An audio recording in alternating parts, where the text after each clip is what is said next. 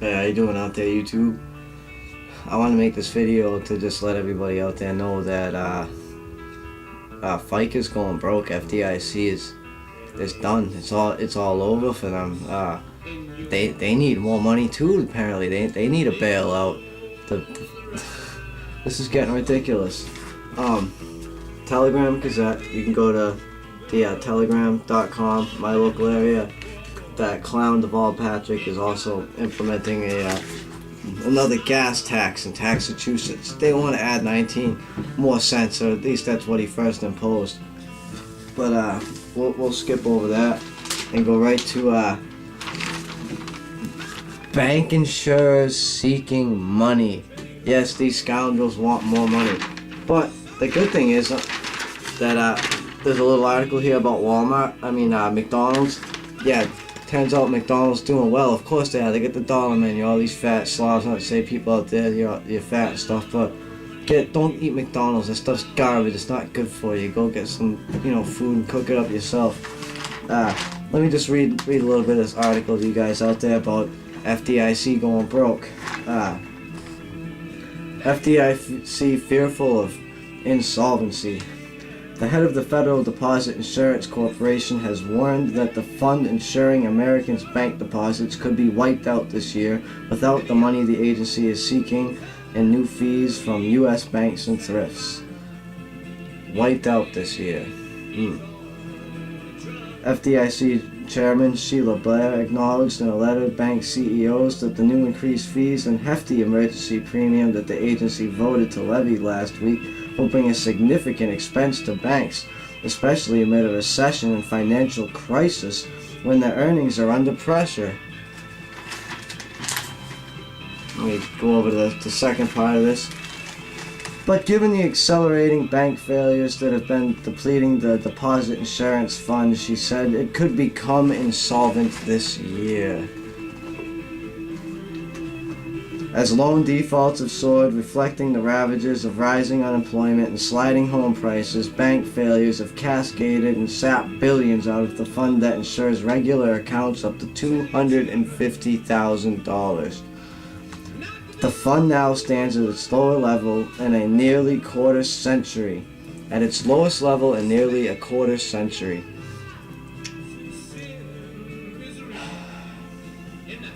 At the end of 2007, there was $52.4 billion. Do you know how much there was in there December 31st? $18.9 billion. It went from $52.5 billion to 19 billion, basically. I mean, what does that tell you? Is that just fear mongering? Is this all screwed up?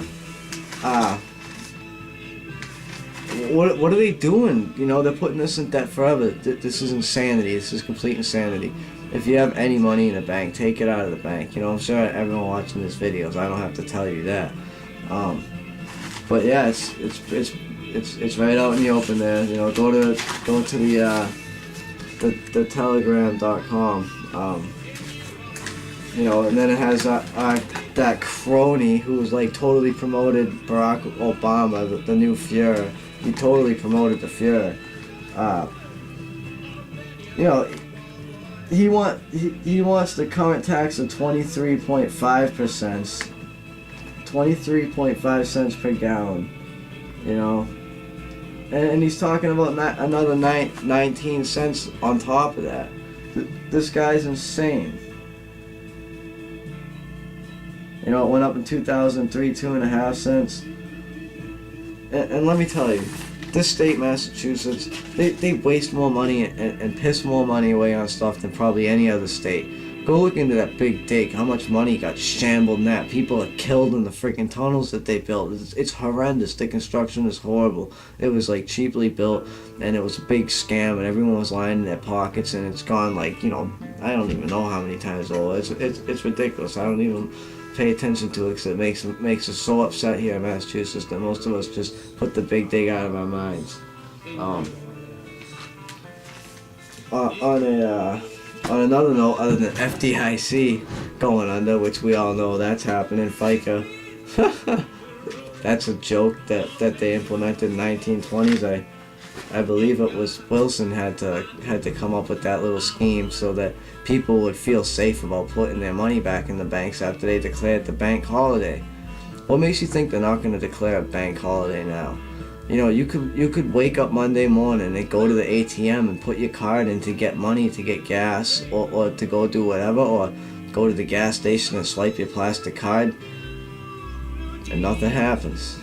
You know, sorry, there's no funds. You know, the funds are gone now, or the bank declared a holiday. What are you gonna do? You know, it happened once, and we weren't as advanced like we are now. They didn't have all the cards and everything like we got now. So you could imagine what would happen if that sort of thing went down now. People, you know, so be ready for it. Don't have any money in the bank. Don't live off that card. Those cards trace you. All those stupid reward cards, those things trace you. Don't buy into that stuff. Yeah, I'm gonna add this to the end of this video. I got a couple minutes left. But this is another local paper that I love, the Sentinel Enterprise. This is my favorite paper. This is for Lake Worcester County area. I read this paper all the time. It's local. They like report real news. They put all kinds of good stuff in there.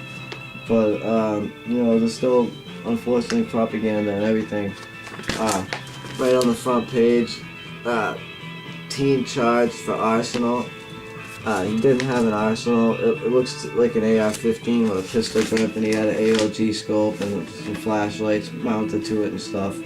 And you know, he had several magazines. He had a 12-gauge pump-action shotgun with a flashlight on it. He had a bulletproof vest. He had several rounds of ammunition. But you know, they claim it off as an arsenal, but that's not an arsenal. That's nothing. That's like that's carrying light. That's what you had out the door with what he had. And he bought it in a gun shop down in Connecticut, you know, legally. And when he turned 18, and then he was bringing them up to Maine, I guess, to store at his buddy's house.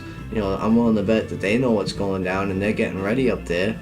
And he got pulled over by a trooper on 495 heading up through Bolton, so they pulled him over, and the trooper saw some shells floating around in the car, so you know, it's his dumb fault for leaving empty cartridges rolling around on the floor.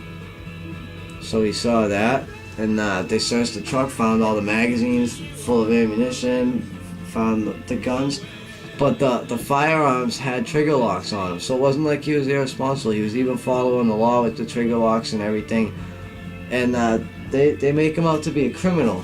And here's what kills me. This is what kills me. This goes to show you the programming of the state police, alright? Here it is. Conti, which is the police supervisor guy, Conti said Trooper Baleo did an excellent job handling the situation. He turned a routine motor traffic stop into a felony arrest. He turned a routine motor vehicle stop into a felony arrest, Conti said.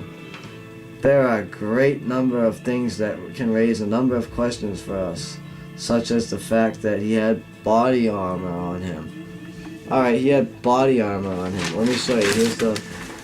Here's what he had.